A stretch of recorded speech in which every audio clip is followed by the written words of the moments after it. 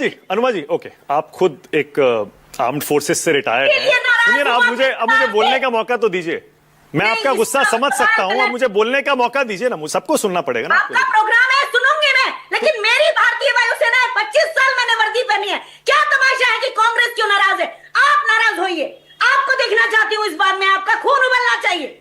Okay, मैं आपके गुस्से को समझ सकता हूं, मैं आपकी भावनाओं की कद्र करता हूं अनुमा जी, लेकिन आपने कहा कि यह सवाल गलत है। अब मुझे भी सुनिए, आप थोड़ा सा सब्र रखिए, क्योंकि यहां पर इस पैनल में आप ही के पूर्व सहयोगी, आर्मी से, एयरफोर्स से रिटायर्ड लोग बैठे हैं, सब अपनी अपनी राय रखेंगे।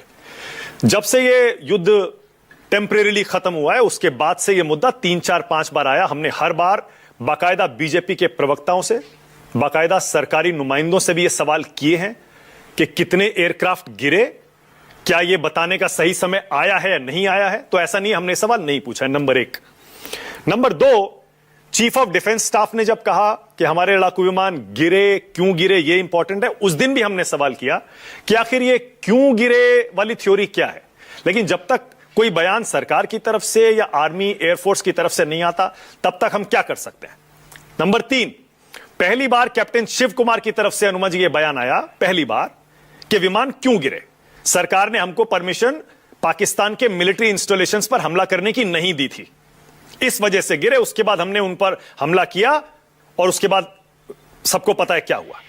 तो ये जो सवाल है अनुमा जी कि हमने शुरुआत में पाकिस्तान के टेरर इंफ्रास्ट्रक्चर को ही क्यों निशाना बनाया, आज डिबेट का मुद्दा ये है। लेकिन आप जो कह रहे हैं कि सरकार ने हाथ बांध दिए इसलिए लड़ाकू विमान गिरे, फिर आप ये कह रही हैं कि पायलट कहां हैं, कहीं कोई शहादत तो नहीं हुई है। जहां तक शहादत की बात है, मैं अपनी आर्म्ड फोर्सेस पर यकीन करता हूं। हमारे जो तीनों डीजी ऑपरेशंस थे, तीनों बैठे हुए थे, उन्होंने कहा था हमारे सारे पायलट सुरक्षित लौट आए हैं। मैं उनकी बात पर यकीन करता हूं और मुझे लगता है आपको भी करना चाहिए। अगर वहां प्रेस कॉन्फ्रेंस में बैठकर डीजी एयर, नेवी और आर्मी ये कह रहे हैं कि हमारे सारे पायलट सुरक्षित लौट आए, आपके मन में शक हो सकता है, सवाल हो सकते हैं, वो आप पूछिए, लेकिन मैं उनकी बात पर यकीन करता हूं कि कोई पायलट हमारा शहीद नहीं हुआ है। मैं उनकी बात पर यकीन करता हूं, मुझे लगता है आपको भी करना चाहिए। और क्यों गिरे, कितने गिरे, ये हमने बार बार सवाल पूछा है अनुमा जी, पहली बार नहीं है ये। इसीलिए प्लीज हम पर ये आरोप आप ना लगाएं कि हमें भी पूछना चाहिए। हम पूछ रहे हैं लगातार और आज भी पूछ रहे हैं। अजय आलोक बैठे हैं, पूछ लेते हैं, चलिए शुरू कर लेते हैं। मुझे कहने दीजिए, पहले कहिए और फिर मुझे ये भी बताइएगा अनुमा जी, शुरुआत में यही बताइएगा, आपको अगर आर्मी पर यकीन है, एयरफोर्स पर यकीन है, नेवी पर यकीन है, तो जब वो कह रहे हैं कोई पायलट शहीद नहीं हुआ, आपको मान लेना चाहिए। मुझे उस भारतीय जनता पार्टी पर एक ढेले का भरोसा नहीं है जिसने एडमिरल विष्णु भागवत को सैक किया था। मुझे उस भारतीय जनता पार्टी में एक ढेले का यकीन नहीं है जिसने पूरी सेनाओं में वरिष्ठता के क्रम तोड़ते हुए चीफ के पद के और अपने मर्जी के लोगों को बिठाया। वे सबके सब योग्य है, लेकिन उसमें वरीयता का क्रम टूटा है, इंडियन एयरफोर्स में टूटा है।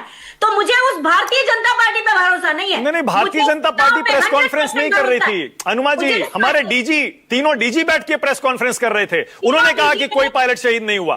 देखिए, तीनों डीजी ने, एयर मार्शल भारती ने बहुत साफ कहा कि इसमें नुकसान हुआ है, पर वो लेकिन पायलट घर आ गए सारे, ये भी कहा था और हमने मान लिया वो इनसिग्निफिकेंट है। हाँ। लेकिन ये विदेशों की धरती पे बार बार हमारे लोग जाके कह रहे, विदेश वाले नहीं, हमारे लोग, हमारे सीडीएस ने विदेश की धरती पे कहा, हमारे कैप्टन शिव कुमार ने विदेश की धरती पे कहा। ये वहां से क्यों आ रहा है? ये सरकार का बयान क्यों नहीं आता? एक पूरा बयान देना देश तो माफ करता है और सरकार को भी माफ कर देगा, सेना। ओके, अजय आलोक, डॉक्टर अजय आलोक, आप ही बताइए।